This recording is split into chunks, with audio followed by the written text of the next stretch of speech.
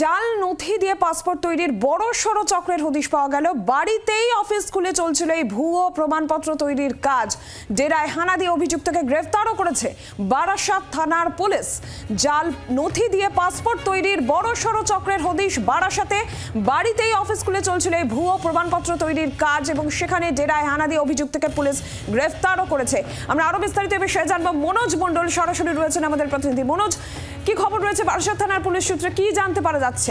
কতদিন ধরে চলছিল এই চক্র?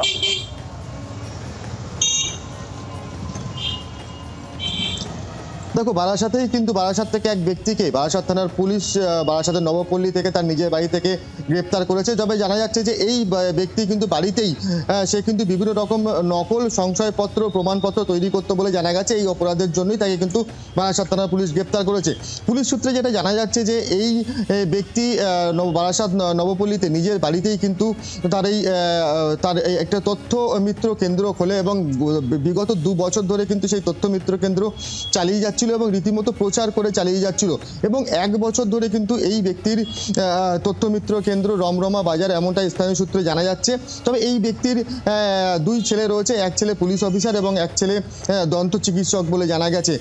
তবে আরও যে তথ্য পাওয়া যাচ্ছে সেটা হচ্ছে যে এই ব্যক্তির বাড়িতে বাংলাদেশি বেশ কিছু লোকজনের আনাগোনা ছিল। তবে পুরো ঘটনাটা কিন্তু অস্বীকার করছে এই ব্যক্তি। তবে এই যে নিজের বাড়িতেই প্রায় 2 বছর ধরে রমরমিয়ে এই যে কারবার চালাচ্ছিল, অর্থাৎ এই যে জাল নথি তৈরির কারবার যে চালাচ্ছিল তা কিন্তু পুলিশের নজরে ছিল। এবং গতকাল রাত্রেবেলা হঠাৎ করে বারাসাত থানার বিশাল পুলিশ বাহিনী এর বাড়িতে হানা দেয় এবং দীর্ঘক্ষণ ধরে তল্লাশি চালায় এবং তাকে দফায় দফায় জিজ্ঞাসাবাদ করে এবং তার যে জিজ্ঞাসাবাদ করায় যে সমস্ত কথাবার্তায় অসঙ্গতি মেলায় আজ সকালে কিন্তু তাকে গ্রেপ্তার করে বারাসাত থানার পুলিশ।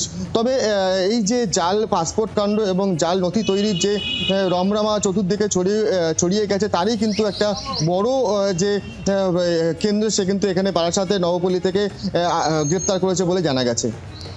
ধন্যবাদ মনোজ। যাকে গ্রেফতার করা হয়েছে সমীর দাস তার নাম, যেটা জানতে পারা যাচ্ছে তার এক ছেলে পুলিশে চাকরি করে এবং এক ছেলে দন্ত চিকিৎসক। নবপল্লীতে তার বাড়িতেই এই তথ্যমিত্র কেন্দ্র গড়ে তুলেছিল সে। প্রায় 2 বছর ধরে এই কারবার চলছিল বলেই যেটা অভিযোগ উঠছে। স্থানীয় বাসিন্দারা কি বলছেন শুনুন। সেভাবে কিছু জানি না, উনি ওনার মতো থাকতো, কি করতো সেসব কিছু জানি না। দেখতাম বলতে সেইভাবে তো আমারও কাজের সূত্রে ব্যস্ত, সবাই কাজের সূত্রে, সেইভাবে ওনার সাথে আলাপ চলে। এবারে 2 ছেলে আছে, এক ছেলে হচ্ছে ডেন্টিস্ট আর আরেকজন মনে আছে পুলিশের কোন ডিপার্টমেন্টে আছে। উনি সেইভাবে কারোর সাথে মিশতো না, উনি ওনার মতোই থাকতো। মুদিখানার দোকান ছিল, মুদিখানার দোকান ছিল। এমনি একটা লোক এসেছিল, তার তো কিছুই জানি না। দরজা খুললো, বেল মারলো, ঢুকে গেল, তা তো জানি না। আর ধৃত সমীর দাসের স্ত্রীর কি সাফাই, তিনি কি বলেছেন শুনুন। এখানে কিছু হয়নি, আমি জানি না, আমি কিছু জানি না। কেন অ্যারেস্ট করে নিয়ে গেছে? ওনার কাছে একটা আধার কার্ড পেয়েছে বলে অ্যারেস্ট করেছে। কতগুলো আধার কার্ড পাওয়া গেছে? কতগুলো পাওয়া যায়নি, 1-2 পেয়েছে বলে নিয়ে গেছে।